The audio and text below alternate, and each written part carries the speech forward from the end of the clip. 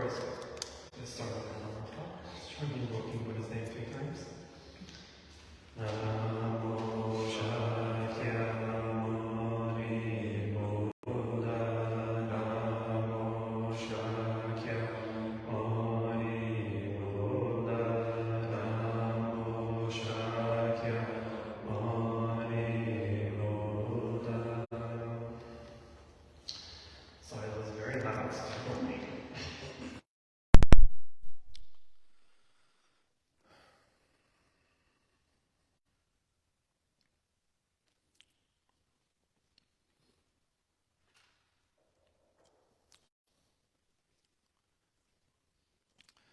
Today we're on the 9th of the 10 fetters, so we are almost done.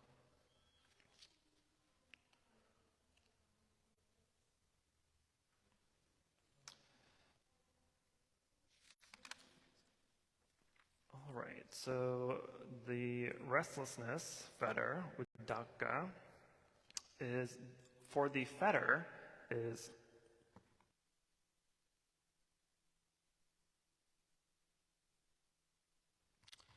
as a fetter, it refers to the mental restlessness, not a physical one. So the persistent restlessness, the agitation of the mind, the excitement is what causes our restlessness to occur. So because it has so many factors that will obstruct our practice, it becomes a hindrance. So, but as we know, restlessness is also one of the 5 hindrances of meditation. But the restlessness in meditation is more physical than it is mental. But as a fetter, it's more mental because we get rid of the physical restlessness by breaking the remaining fetters. But as a mental... Sorry to interrupt.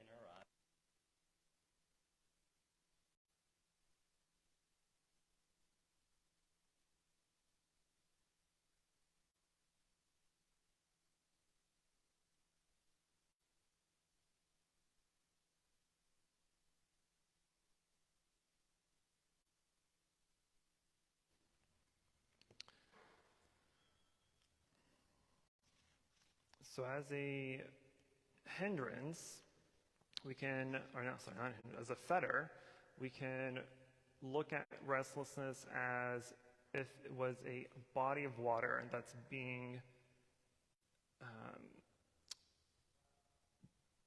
what's the word I'm looking for? It's being disrupted by the wind, right? Because it's being disrupted, we can't see clearly, we can't see our reflection. And so restlessness, mental restlessness, is pretty much the same thing. It is the unclarity of the mind. It is the unstillness of the mind. And so when we receive any object through these 6 sense doors, through eyes, ears, nose, tongue, body, and mind, right, it either gives us an experience of pleasurable or unpleasurable experiences, right? And it's those pleasurable or unpleasurable experiences that causes our restlessness to occur. But as restlessness arises during our practice, it becomes an agitation more than anything else. It is the agitation of wanting things to be different other than what they are right now in this moment. And so it's also kind of like the monkey mind, right? During meditation, when our mind wanders here and there, things occur, we start to plan, we start to compare, and all these things that arise during meditation, for instance, right? This is the monkey mind going from one branch to another. It's going from one thought to another thought. And so our mind is not still, it's not tranquil. And so this causes restlessness. And of course, restlessness can arise also physically, emotionally, psychologically. So it can arise in different ways. But what's most important is that when it arises, regardless in what form, it is important that we recognize that awareness, be aware that restlessness has arisen. And so one of the things that we need to remember during our practice, and especially during meditation, is if restlessness arises, that just like with any other fetters or any of the hindrances during meditation, it's important to recognize it as it is when it arises for what it is, without trying to change anything of it. So restlessness in this case is specifically the attempt to change things as they are in the moment that you're experiencing it.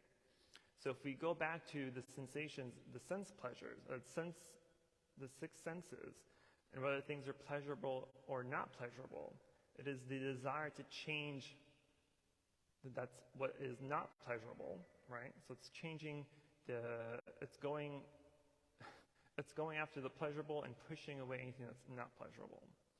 That is the restlessness, is trying to change something other than what it is, or trying to get more of what we want. So if we're feeling or experiencing pleasurable experiences, typically, naturally, habitually, we want more of it, right? We either want more of it or we want to be able to hang on to it for longer. But if we're experiencing pain or unpleasurable experiences, then we're trying to avoid it. We have an aversion toward those experiences. And so our mind is not calm. Our mind is not tranquil. Our mind is racing. It's going from one end to another. And it's not happy with how things are. And so to break this, or to at least to be able to work with restlessness, is to be able to be aware as those sensations, as those feelings and experiences arise. And so it's typically more or less the strong tendency of the mind to not be at peace with the conditions as they are right now. So we really need to be able to subdue that mindset and subdue our body, because from a hindrance perspective, a restlessness can just be an imbalance of energy, right? It's an imbalance of how much lack of or too much energy we have in the body. So sometimes as we're meditating, if we have too much energy, we're too hyped up, right? Our body starts to move around, our muscles start to twitch, our eyes or whatever start to move around. We're restless. We're unable to be comfortable. But at the same time, we also have that mental restlessness where we're just too agitated, or we have too much energy that we're just trying to burn off, right? And typically, what most people do when they're trying to burn off energy is they do some sort of activity, right? Whether you go running or you go work out or you do something aimless, right, to burn off that energy, to quiet down the body. It's not very often we do that, because nowadays people are like, I just don't have no energy at all, right? So it's not necessarily that we have too much energy sometimes. It's more or less that we don't have enough energy, which is also one of the 5 hindrances, right, of sloth and torpor. And sometimes if we're going through it emotionally or mentally, sometimes restlessness arises through worry or insecurity, right? So typically we try to find security by imagining that we can control the outcome of certain situations, right? That we believe that we have some sort of power in order to control what we desire or not want to happen. But if we sit and meditate on that or contemplate through the situation in the moment that you're in, then hopefully you'll come to the realization that there is no changing how things are. Things are just as they are. If you need something that's outside of yourself to be able to change, it's not going to happen in that moment, right? So if you're sitting in meditation and you are experiencing restlessness because you want to change something that's outside of you, whether it's the temperature, the sound, or the noises, or the people around you, these are for the most part things you cannot control, things you cannot change, right? So that's restlessness. You start to agitate your own mind for things that you cannot control or cannot change. Another part of this restlessness is the constant desire or condition to seek happiness outside of ourselves as well. So we may kind of talk to ourselves and say, if only I was in a different place, or if only if I were with different people, right? Then I would be happy, or so we think, right? So we have to be mindful of what kind of state of mind that we're in that is driving that restlessness. Where is that restlessness coming from? Why do we want, or why are we seeking something other than the conditions that we are in right now? And as soon as we become or feel just a little bit bored, right? Most of us react by distracting ourselves with activity, any activity, however meaningless it is, whether it's watching TV, going on social media, playing on your phone, playing games, or calling your friends, right? We typically want to do something in order to assuage that boredom. But what is boredom? Actual question. What is boredom?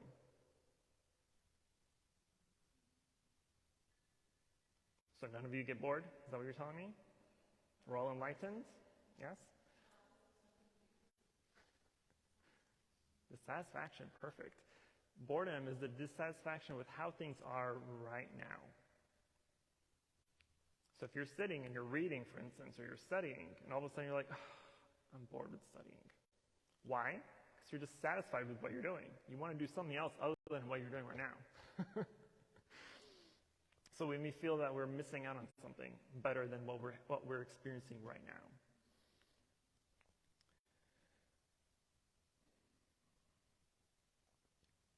But both of those reactions, whether it's trying to distract ourselves with activities or telling ourselves that there's something better than what we're doing, both of those reactions are wrong, right? They're both either trying to be averse to what we're having, or it is due either to aversion or greed, right? You're either trying to get rid of something that is happening or not happening, or you're wanting something to happen that's not happening. So we have to be able to learn and recognize those insatiable cravings for new experiences.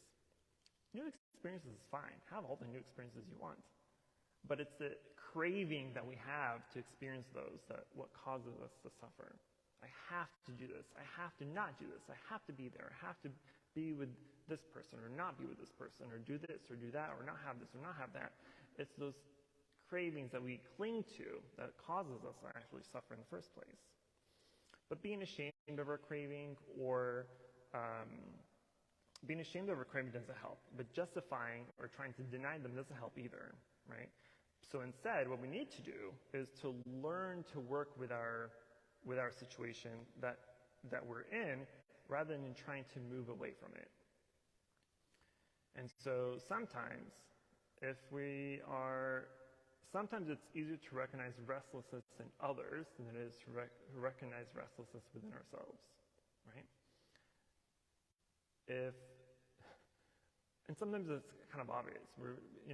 Whether a friend calls us or asks to do something or hang out, and we're like, are you just bored, right? Are you bored, right? We're recognizing the restlessness in them, but we don't use that same energy to recognize the restlessness within ourselves. So I'm going to bring an example with Abel, but he's not here. I don't want to talk when he's not here about him. So I'll use a different example. This is probably a few days ago. So a few days ago, one of my good friends, she called me. And typically, I don't interact with friends that often anymore unless there's something important to talk about. But anyway, she called, and I guess she was driving to Kingsville or something. So I answered, and I was like, this is such a random time of day, and that she called was like in the evening, which never happens. Anyway, we're talking, so what's up?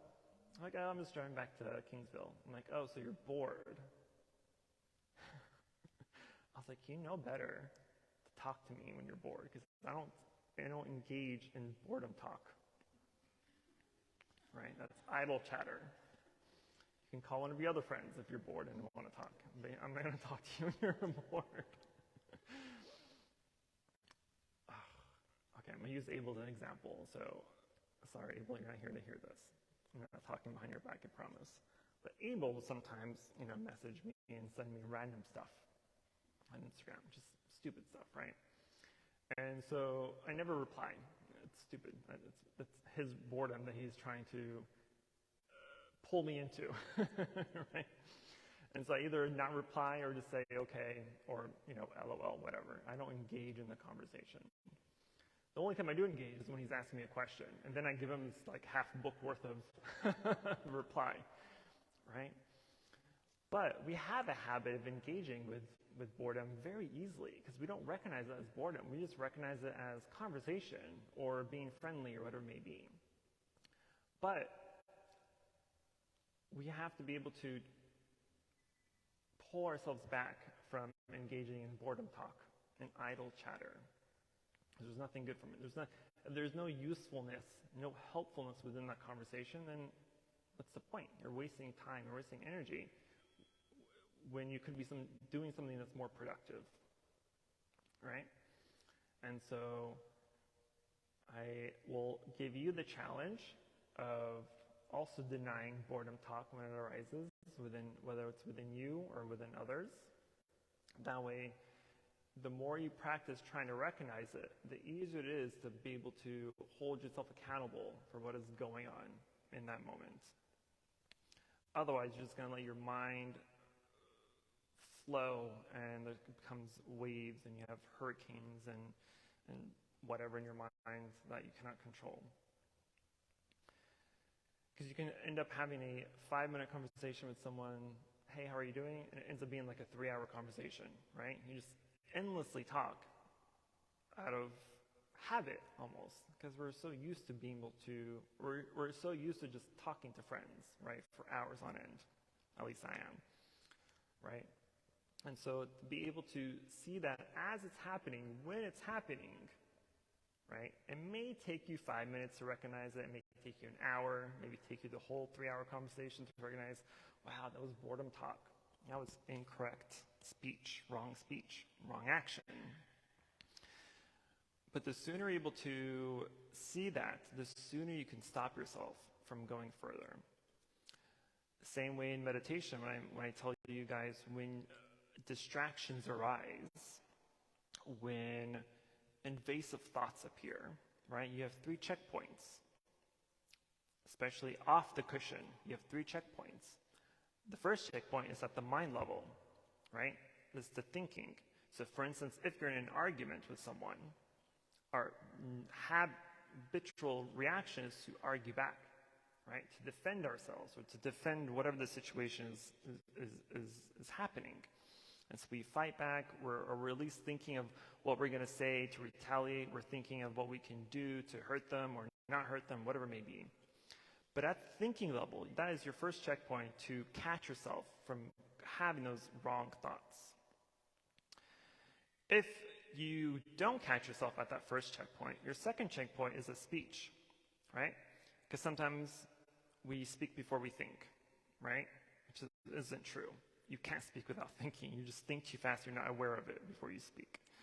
But at the speaking level, that's your second checkpoint. So you may be in mid-sentence of saying something wrong or harmful, but even mid-sentence, that's still a checkpoint. You can stop yourself and say, I was about to say something wrong, or say something that's unwholesome or hurtful, right?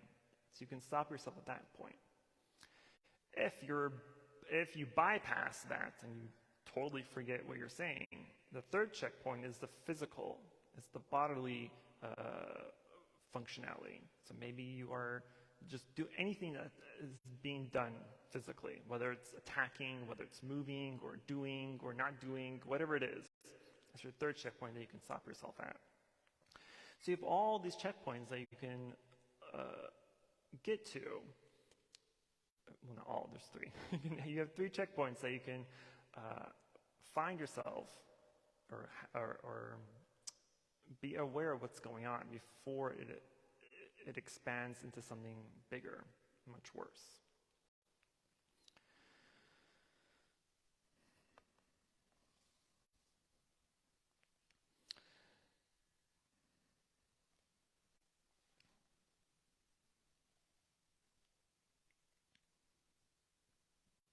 So with practice both on and off the cushion, we can begin to taste that inner freedom that comes when we let go of our habitual reactions to clinging to pleasure and avoiding pain.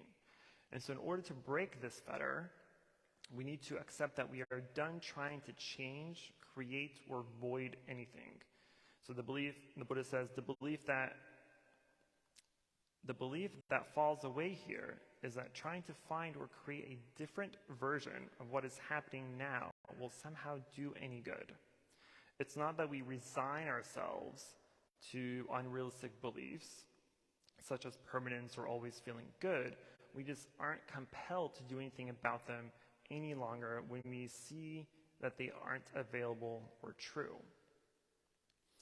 So the point that the Buddha is trying to convey to us during this restlessness, and the reason it's number 9, because even after reaching the first 3 levels of enlightenment, the Sotapadana, Sakadagama, and Anagama levels, right? At the Anagama level, the 3rd level of enlightenment, you're enlightened, but you still have the 5 remaining fetters. And these are the larger fetters that are much more difficult to drop or to let go.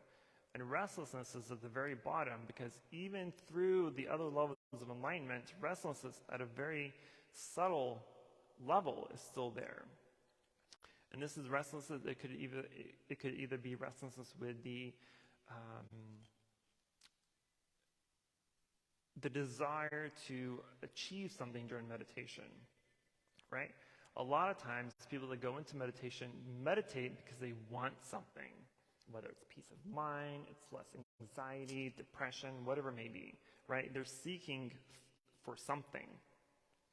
It's that seeking that is going to hold you back from actually advancing. Because you don't go to meditation to achieve anything. You go to meditation to let go, not to take, not to get. You don't get anything from meditation. You let go of things. You let go of the fetters. You let go of the hindrances. You let go of sufferings. So you don't meditate to achieve happiness or peace of mind or anything else. All these come naturally during meditation. These are just natural byproducts of meditation. So it's not that they come to you. You already have it. You already have peace. You already have enlightenment. You already have happiness. You already have no suffering. It's just clouded and dirtied by our sufferings in life, by the fetters, by the hindrances, right? Our mind is already enlightened. It's just dirty. And it's dirtied by the 3 unwholesome factors, or the 3 poisons: ignorance, greed, and anger. And so until we're able to take the antidote to these 3 poisons, then our mind will always be poisoned, will always be unhappy and unsatisfied with things.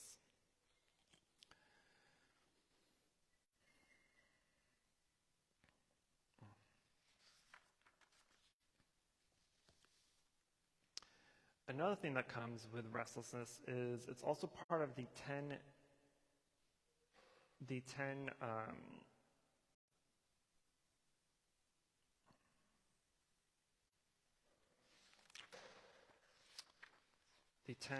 imperfections, the 10 imperfections of insight, right? So the 10 imperfections of insight at the fetter level, as a fetter, the imperfections on their own are actually good things we want in meditation, right? The 10 imperfections are illumination, knowledge, rapture, or happiness, tranquility, bliss, resolution, faith, mindfulness, equanimity, and attachment, right? As enlightened beings, these are imperfections. As unenlightened beings, these are actually perfections that we want to achieve, right? We want to achieve knowledge. We want to achieve happiness. We want to achieve tranquility and equanimity and joy and peace and calm, right? We want these. But as enlightened beings, these are no longer factors that we want to achieve. If we go back to the discussion of the meditative absorptions of the jhanas, right? At the first 4 levels of jhana, you achieve the jhana factors, right? And most of these are in those jhana factors. But going higher, those factors actually start to disappear. You let go of those factors.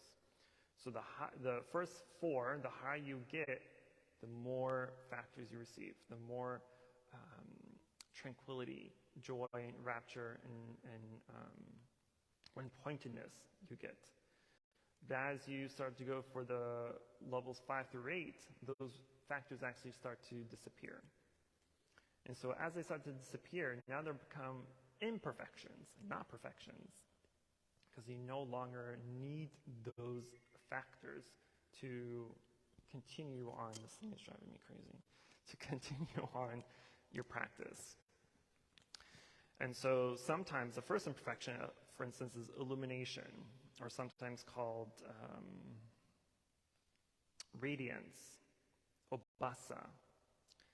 And this is sometimes if you're in deep meditation or at least have a pretty good state of mind that's concentrated, sometimes we see lights, right? Sometimes it's an orb or a bunch of different lights, right? And people get excited for these. I've gotten so many questions about this, right? And they always ask, what are these? What do we do with them? Are these good things? Are these bad things? They are good things, but don't become attached to it, thinking that this is it, because it is not. If you think you're in jhana, you're not in jhana, I guarantee you. I guarantee you. Getting first level jhana is not easy. Especially as a layperson, is extremely difficult. And so as you get to that point, you start going through these perfections or imperfections. And the first sign of a good concentration is this illumination, or this radiance, the lights that we see during meditation. This doesn't mean anything. Don't attach to it.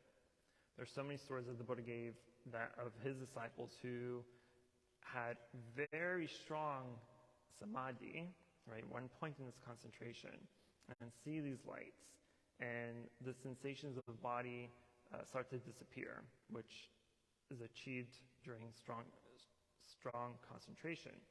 And they mistake these signs or these feelings as enlightenment, right? And so Buddha was like, no, it's not enlightenment. You see a light. I see lights all the time. Am I enlightened? Me, not the Buddha. No. But they give you subtle signs and guides that say, okay, you're getting close of full concentration. But when you attach to seeing those lights, or attach to wanting to see those lights every time you go into meditation, then your mind becomes restless. Because you're going after something you achieved before.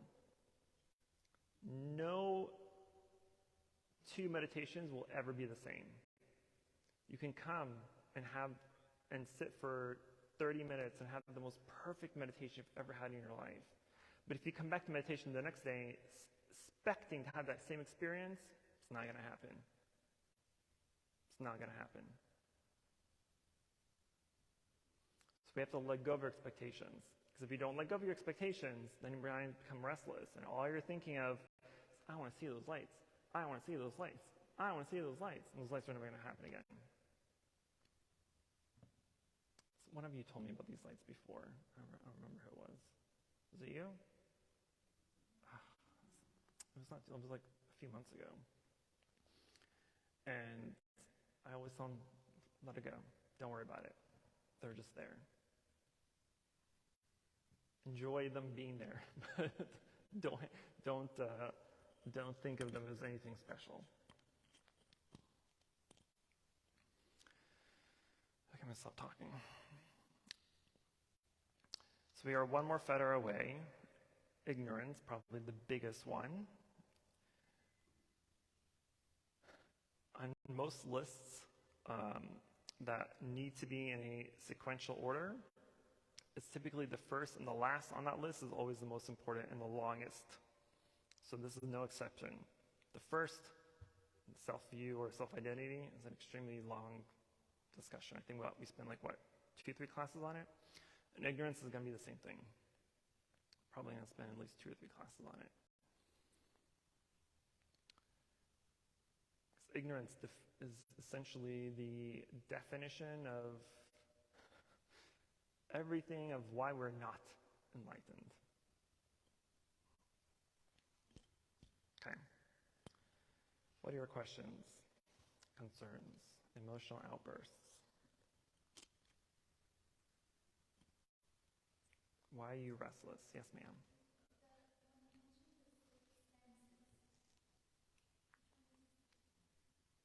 Mind. So like your thoughts, your ideas, your perceptions. Anything that arises in your mind is a mental factor. Good question. Joseph.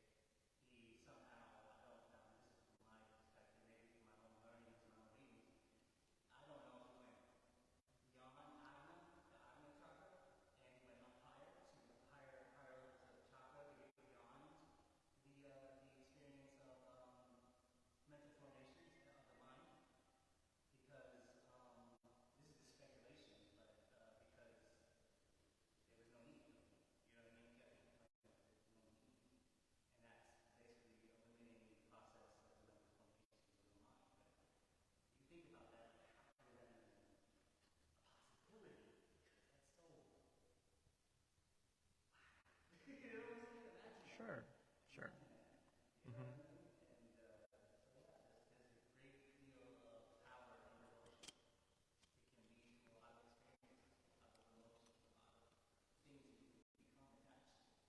You say devotion?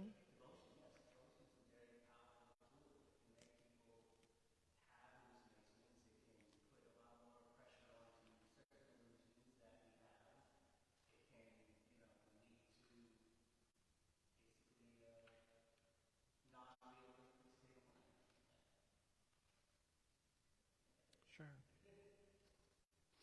Max. What is the opposite of idle chatter, so like right speech? Opposite of idle chatter. What's idle chatter? Useless chatter. Useless talk. Talking to talk? Talking to talk. Talking to waste time. Sorry, Abel, I used it as an example while you were gone, so I apologize for you were not here to hear. I'm sorry, I even said it.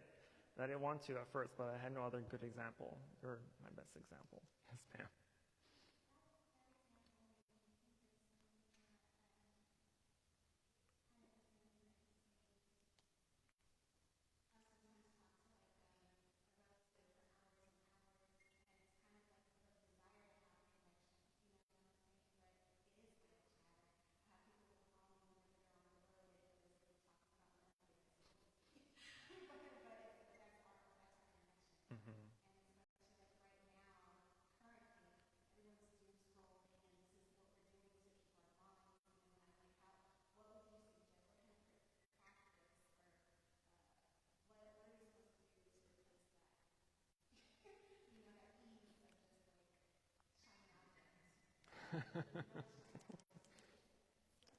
Squirrel. Yeah, I call it the squirrel method. So if you're idle chattering, for example, and you're talking to a relative for hours on end, you have the power to just not talk for hours on end, right? A lot of us, especially when it comes to family and friends, we may feel compelled to feel a certain way of saying, hey, I don't really want to talk right now, right? Like, nobody wants to say, I don't want to talk to you, right? Especially the family friends. We don't want to say, I don't really want to talk right now. But at the same time, we kind of have to say, right, because we have to. The reason, so if you think of it as a domino effect, right? If you're going to continue idle chattering with your friend, then they're going to continue idle chattering with their friends, and it continues on and on and on. But if we don't educate as we go on our path to say why we are doing or not doing things, then the effect will continue, right? It'll just continue on. And so if we don't, what's an example? It's a good domino effect example. I'm trying to think. I haven't been out in the world in a while, so I don't know what's going on. Let's just take Sunday services, for example. If this temple didn't exist, and you were not here right now, what would you be doing? Exactly. But since this temple does exist, and you are here, that means you're doing something that's productive, more productive than watching TV. So if you continue on that path of doing something better than something else that's not productive, then you continue doing more productivity. And so sometimes if we're speaking to family members, right, I would say a good percentage of the time is because they have some news they want to talk about, or maybe they need some advice or need some help with something, right? That's fine. That's productive speech, right? That's okay speech to have because you're doing something, you're helping, you're advising, you're trying to find a good solution or a resolution, right? But get that, do that, and let it go. That's it. If anything's after that idle, hey, I gotta go. And replace it with something that is productive.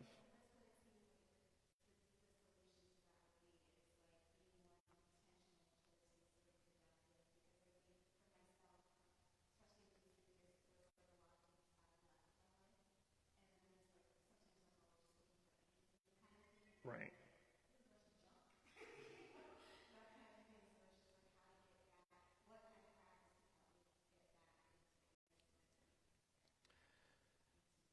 Many, many years ago, when I think it was the year before I ordained, right, I had, I think, like 3 or 4 like yard sales, right, because I had a house, so I had a lot of stuff.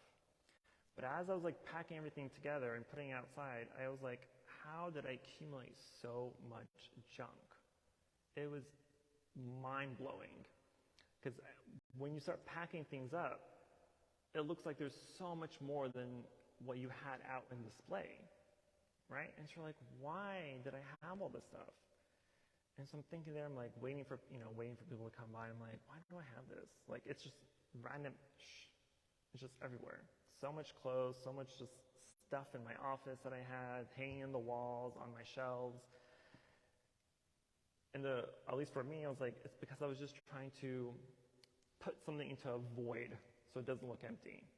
And that's typically what we do with our lives. If we have nothing to do, we want to find something to fill that void. Whether it's meaningless relationships, meaningless talk, stuff that we do, drugs, alcohol, sex, whatever it is, we're just simply trying to fill something that we feel uncomfortable with. But as soon as you come to that realization, you're like, oh my God, I'm such an idiot. Like, why do I need this? And that's one of the reasons monks and nuns come into monastic life with nothing. You simply have 3 sets of robes, an alms bowl, and a sitting mat. That's all our possession. There's nothing to worry about. You have clothes to worry about. You have to worry about what your hair looks like. You have to worry about putting your makeup on. You have to put, if your shoes match your clothes. None of that. Because all that is just external stuff that, unfortunately, society tells you that you need. Right? That's why we see advertisements everywhere. Buy this product and you'll be happy. Do this and you'll be excited. Go here and you'll fulfill your dream. According to who? The people are trying to get your money. Yes, ma'am.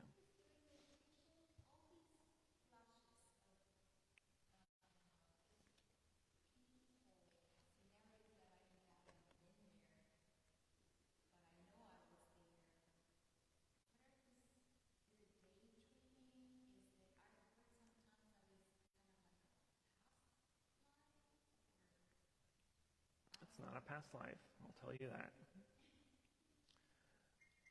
It's probably a combination of everything above, all the above. It's you daydreaming, it's you experiencing past events. A lot of times, especially in meditation or when you're trying to quiet the mind or even when you're trying to sleep, what happens is memories of the past surfaces, right? And we're like, oh, I wish I could have said this or done that. And so our mind plays that new scenario of, oh, I wish I did this or I wish I said that, right? And so it's the same concept, but now with a different storyline, according to what your mind wanted to happen or wished it were to happen. But like anything else that arises in meditation, it's a distraction. You accept it as it is and you let it go. It's nothing besides a distraction. Your mind telling you, hey, I'm bored, let's think of this memory of the past. Right? Because boredom, again, arises because it wants to do something other than what you are doing right now. Especially during meditation. Our mind is obsessed with time. It's obsessed with the past and it's obsessed with the future. And so, because it has control over your past memories and it has control over your future anxieties.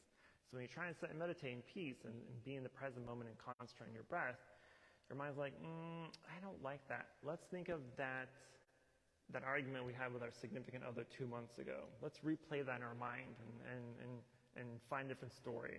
Or let's think about that person that cut me off in the traffic on the way to temple or whatever, right? And so it wants to be somewhere else other than being now, because the present moment is the only moment that your mind has no control over, because there's nothing to do. There's nothing to think of about the past. There's nothing to be anxious about the future. It just is what it is. And so when we're sitting, we're trying to meditate and concentrate on your breath, and your mind's like, let's think about this, or let's think about what we have to do after temple. Do I want to go out and eat lunch? Do I want to make lunch? Do I have all the ingredients? Do I need to go somewhere? Do I need to buy this? Do I need to buy that? Right? And so if you recognize that, because that's a mind that's also restless, it's trying to do and be somewhere other than what it's doing and being in this moment.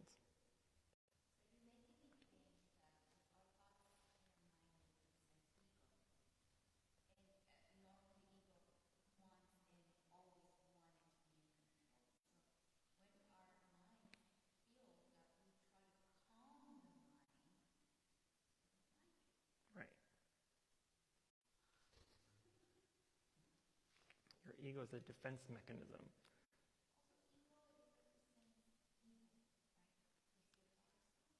Evil? I'm sorry? Yes. Ego here is in Buddhist perspective, is mara, right? Mara is like the tempter. Mara is the tempter. It tempts us to see, feel, want to believe, and other things, and other than what you're trying to do. That's why meditation is so difficult, right? For most people, for a lot of people, because it's trying to control. You're trying to control your mind. Poor birdie. Your meditation is trying to control your mind by being in the present. But your mara, your ego, is trying to control you, right? We think we're in control of our minds, but we're not. You're not the master of your mind. If you were the master of your mind, you'd be able to stop thinking at will. Can you do that? No. So you're not the master of our mind. And because we're not the master of our mind, the mind's telling us, I'm your master, right? So as you try to control it in meditation, it's trying to overpower you. So our job is to overpower it.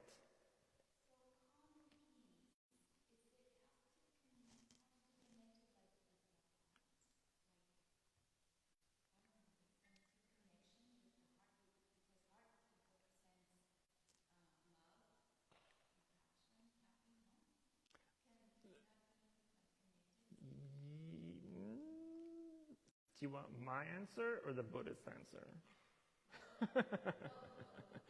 My answer is no. Your heart's simply a mechanism to keep your body alive. It has no feeling or power on its own, right? We just ascribe feelings and like love and compassion because that's what the world thinks the heart is, right? But from a more scientific and Buddhist perspective, the heart is just part of your body, right?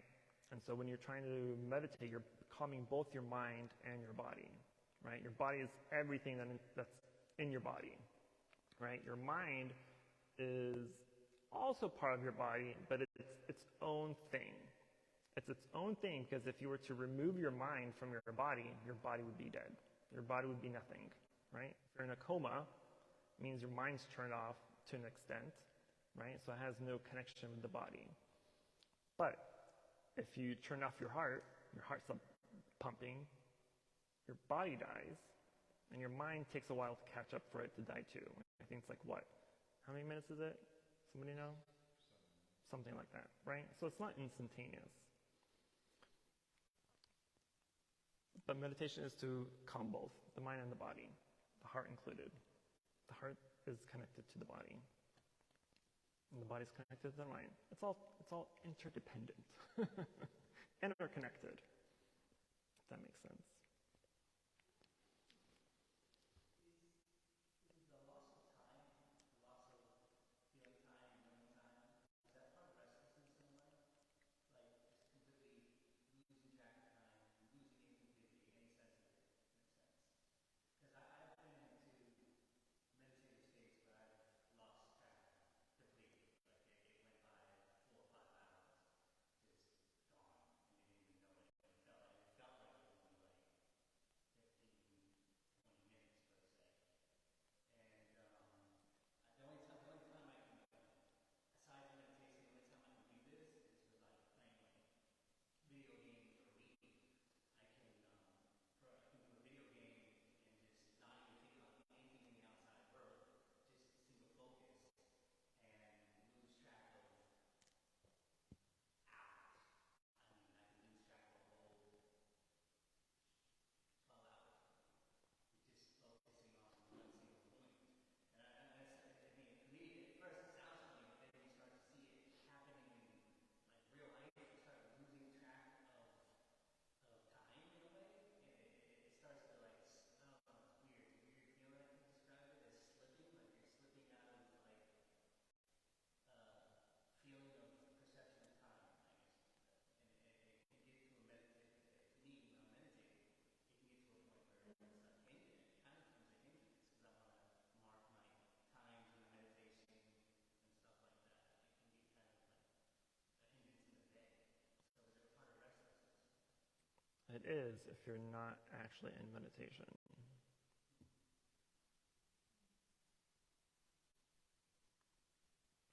If you're trying to set meditation and you're distracted the whole time, that's restlessness. An hour can go by feel like 10 minutes because you're playing a movie in your mind, right? So the same thing with playing video games or watching actual movies. It's distracting you from what is happening right now. So I can sit for 3 hours in meditation, but I'm not really meditating. I'm playing movies in my mind. Is that meditation? It's not meditation. So it depends on what is happening inside your mind for it to actually be defined as restlessness or not.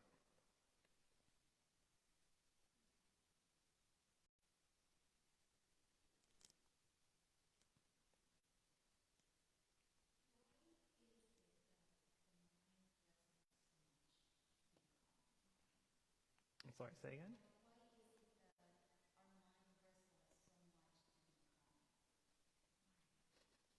It's a good question to ask yourself in meditation. I can answer that question for you. Use that question as your meditation object. It's one of my more advanced methods of meditation is called the why meditation, where you're asking yourself those questions. Why am I feeling like this? Why is this happening? Right? And so you ask yourself the question of why, you get to an answer, and then you ask yourself why again over that question, over that answer, and you continue until you get to the core reason of why whatever question you're asking yourself is. And it's not an easy path because sometimes it'll take many sessions, it'll take you weeks, months, even years. Right?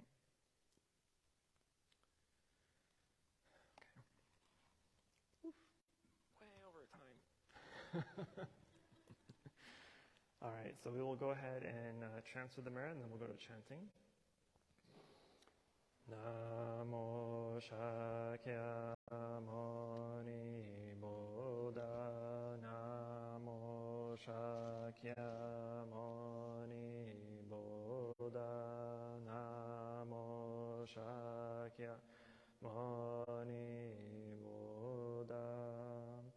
For any positive karmic action we've accumulated here today, we wish to transfer the merit to all sentient beings and wish them full enlightenment.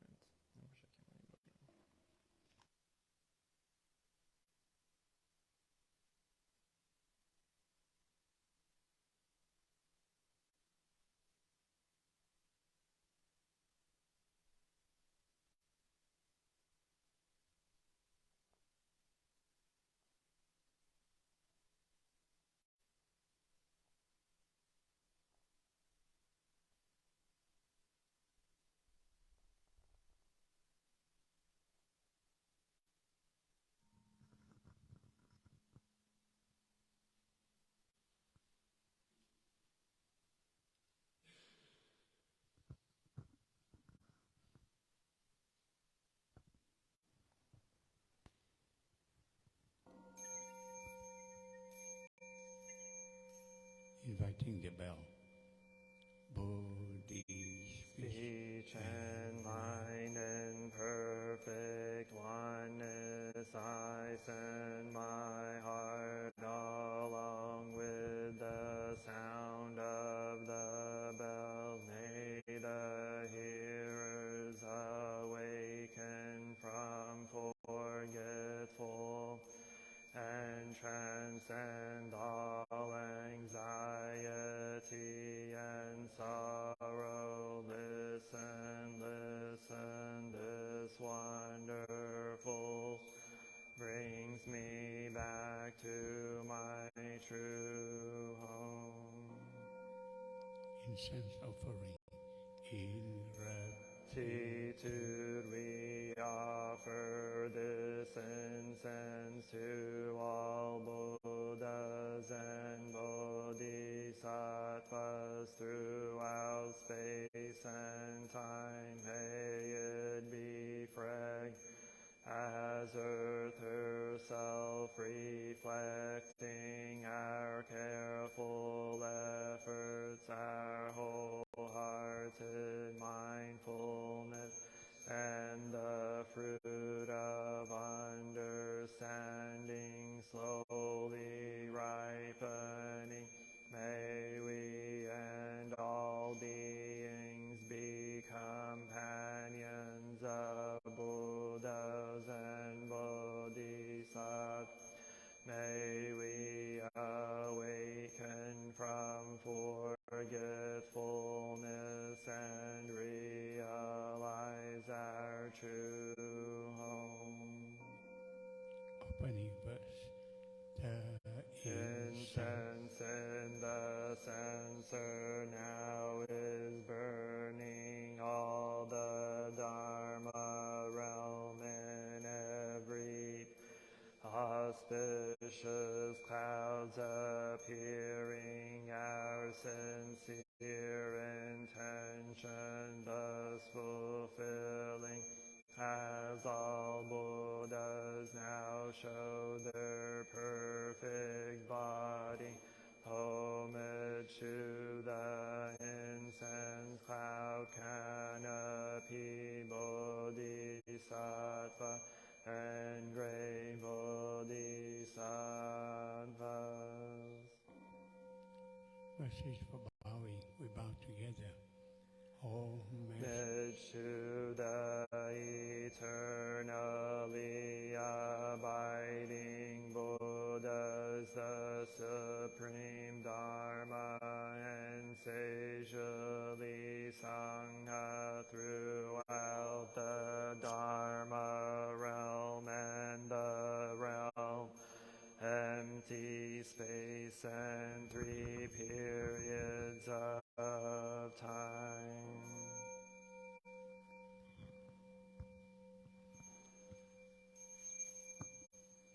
Homage To the fundamental teacher Shakyamuni Buddha Maitreya, honored future Buddha Manjushri, great wisdom Bodhisattva, universal great conduct Bodhisattva, all Dharma guarding Deva Bodhisattvas, and the glorious mountain assembly of Buddhas and Bodhisattvas.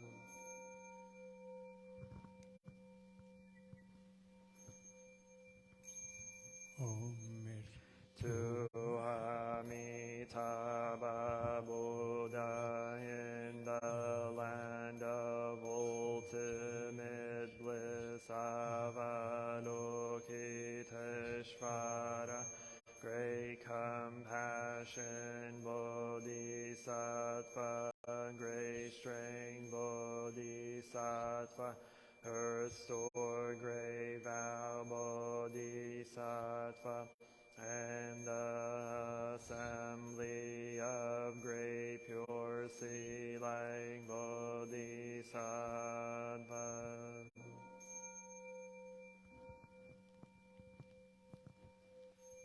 Please sit down.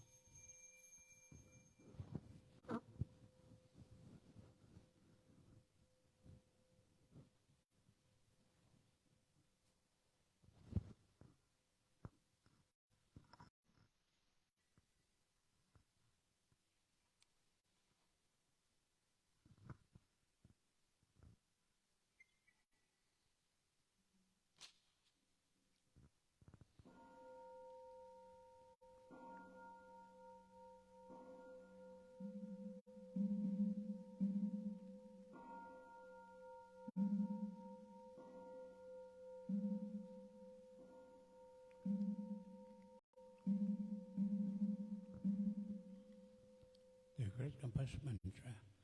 Namo. Great compassionate Buddhas and Bodhisattvas, Namo. Great compassionate Buddhas and Bodhisattvas, Namo. Great compassionate Buddhas and Bodhisattvas. Namo. Ratnatrayaya Namo Haryavarokiteshavaraya Bodhisattvaya Mahasatvaya Mahakarunikaya Om Sarvaravaye Sudanadasya Namoskritva Imamarya Valokiteshvara Ramdava Namo Narakendi Hri Mahava Swami Sarvarhato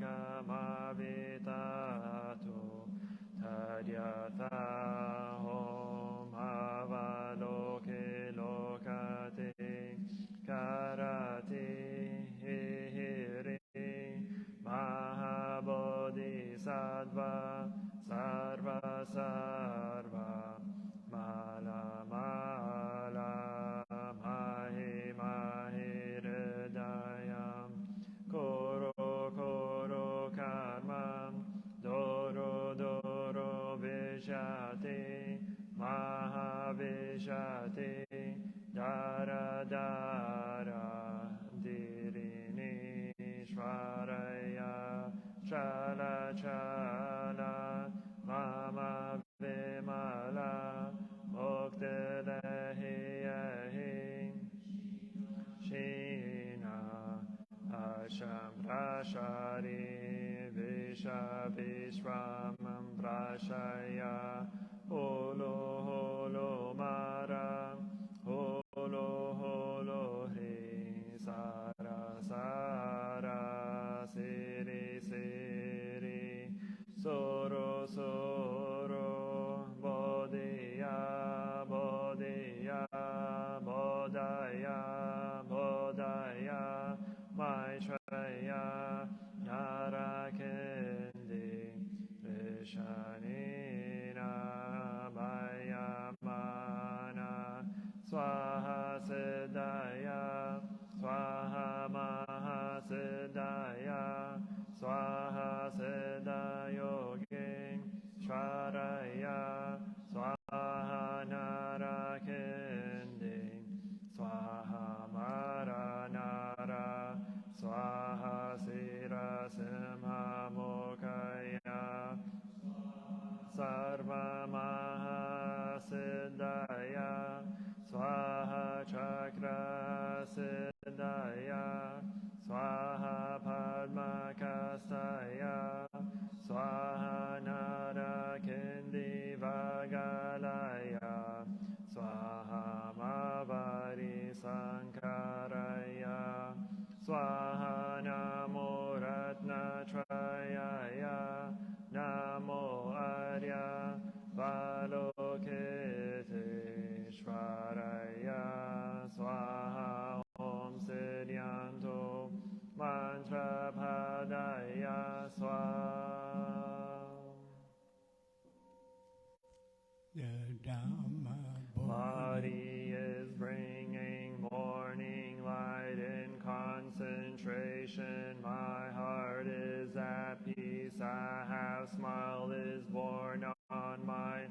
This is a new day, and I vow to go through it in mindful. The sun of wisdom has risen, shining in every direction. Noble Sangha, diligently bring your mind into meditation. Namo Shakyamunaye Bodhaya. Namo Shakyamunaye Bodhaya. Namo Shakyamunaye Bodhaya. verses for opening a sutra.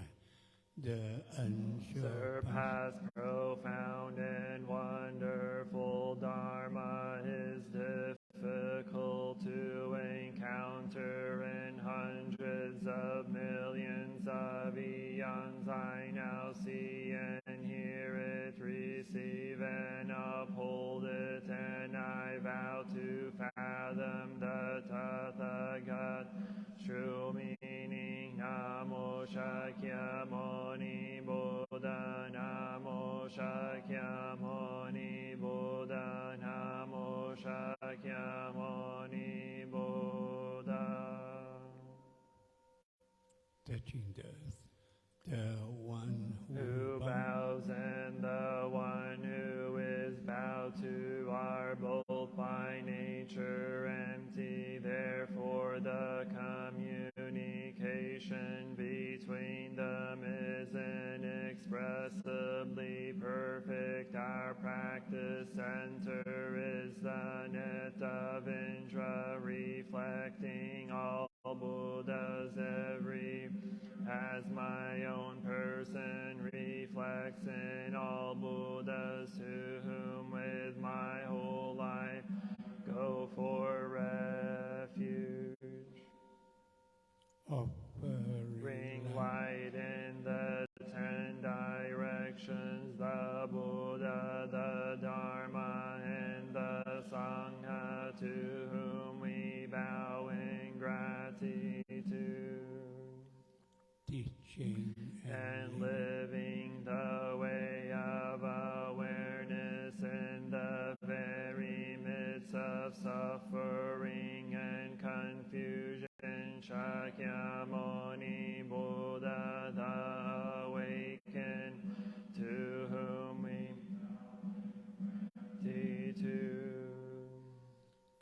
thing through ignorance, awakening our hearts and our minds. Manju Shri, the Bodhisattva of great understanding, to whom we bow in gratitude.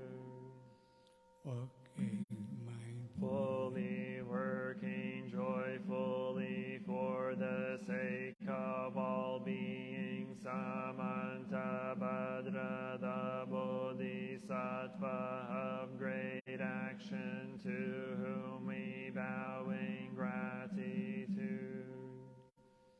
responding To suffering, serving beings in countless ways. Avalokiteshvara, the Bodhisattva of great compassion, to whom we bow in gratitude. seed of Awakening kindness, children. Maitreya, the Buddha, to be born, to whom we bow in gratitude. showing The way fearlessly and compassionately, the stream of all our ancestral teachers, to whom in gratitude. the Dhamma Is deep and lovely. We now have a chance to see it and practice it. We vow to realize its true meaning. of the Prajnaparamita, the Bodhisattva Avalokita, while moving in the discourse of Prajnaparamita, shed light on the five skandhas and found them equally empty. After this penetration, he overcame ill-being. Listen, Shariput, form is emptiness, emptiness is form, form is not other than emptiness, emptiness is not other than. The same is true with feelings, perceptions, mental formations, and consciousness. Listen, Shariput, all dharmas are marked with emptiness. They are neither produced nor destroyed, neither defiled nor immaculate, neither increasing nor decreasing. Therefore there is neither form nor feelings, no perception nor mental formations, nor consciousness, no eye or ear or nose or tongue, nor body or mind, no form, no sound, no taste, no touch, no objects of mind, no realms of elements, no interdependent origins, and no extinction of them, no ill-being, no cause of ill-being, no end of ill-being, and no path, no understanding, no attain. Because there is no attainment, the Bodhisattvas ground in Prajnaparamita find no obstacles for their minds, having no obstacle. Overcome fear, liberating themselves forever from illusion and realizing perfect nirvana. All Buddhas in the past, present, and future arrive at Anuttara Samyak Sambodhi. Therefore one should know that perfect is the highest mantra, the unequaled mantra, the destroyer of ill-being, the incorruptible truth. The mantra of Prajnaparamita should therefore be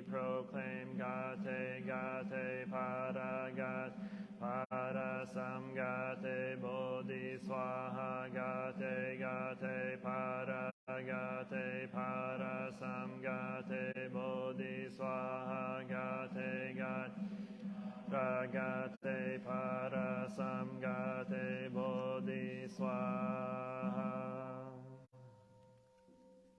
Invoking the Bodhisattva's name, we invoke your name, Avalokiteshvara. We aspire to learn your way of listening in order to help relieve the suffering in the world. You know how to listen in order to understand. We invoke your name in order to practice listening with all our attention and open. We will sit and listen without any prejudice. We will sit without judging or reacting. We will sit and listen in order to understand. We will sit and listen so attentively that we will be able to hear what the other person is saying and also what is being left unsaid. We know that just by listening deeply already alleviates a great deal of pain and suffer in the other person. We invoke your name, Anjushri. We aspire to learn your way, which is to be still and to look deeply into the heart of things, into the hearts of people. We will look with all our attention and open-heartedness. We will look with unprejudiced. We'll look without judging or reacting. We will look deeply so that we will be able to see and understand the roots of suffering through the impermanent and selfless nature of all that is. We will practice your way of using the sword of understanding to cut through the bonds of suffering, ourselves and other species. We invoke your name, Samanta Bhadra. We aspire to practice your vow to act with the eyes and heart of compassion, to bring joy to one person in the morning and to ease the pain of one person in the afternoon. We know that the happiness of others is our own happiness, and we aspire to practice joy on the path of service. We know that every word, every look, every action, and every smile can bring happiness to others. We know that practice wholeheartedly, we ourselves may become an inexhaustible source of peace and joy for our loved ones and for all species. We invoke your name, Shiti Garbha. We aspire to learn your way of being present where there is darkness, suffering, oppression, and despair, so we can bring light, hope, relief, and liberation to those places. We are determined not to forget about or abandon those in desperate situations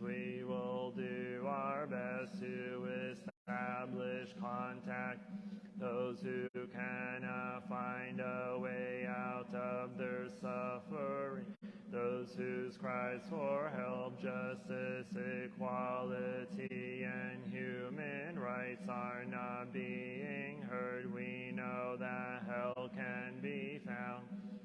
Many places on earth, we will do our best not to contribute to creating more hells on earth and to help transform the hells that already exist. We will to realize the qualities of perseverance and stability, so that like the earth we can always be faithful to those in need.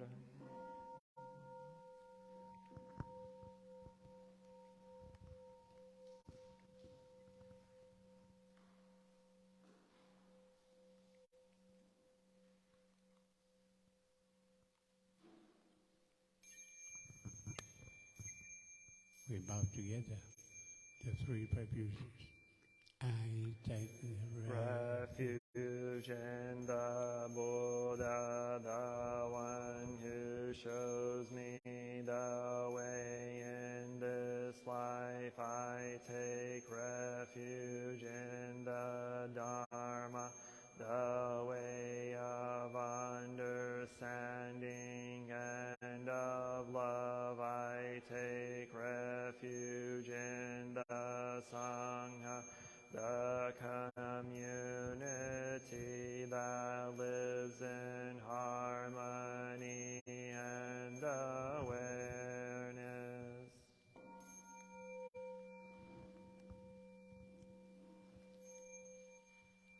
Drowning In the refuge of Buddha, I clearly see the path of light and beauty in the world dwelling.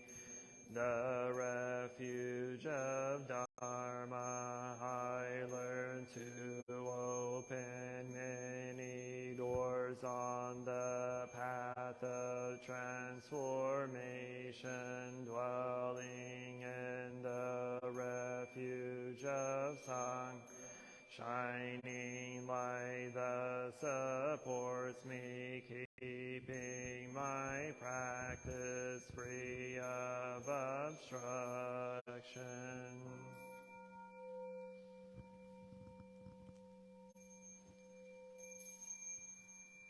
taking Refuge in the Buddha, in myself I aspire to help all people recognize their own awakened nature, realize the mind of love, taking refuge in the Dharma. In myself I aspire to help all people fully master the ways of practice and walk together on the path of liberation, taking refuge in the Sangha. In myself I aspire to help all people build fourfold communities to embrace all being and support their transformation.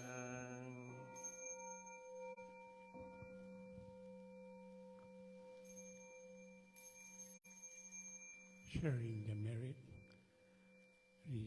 Reciting the sutras, practicing the way of awareness gives rise to benefits without limits. We vow to share the fruits with all beings. We vow to offer teachers, friends, and numerous beings who give guidance and support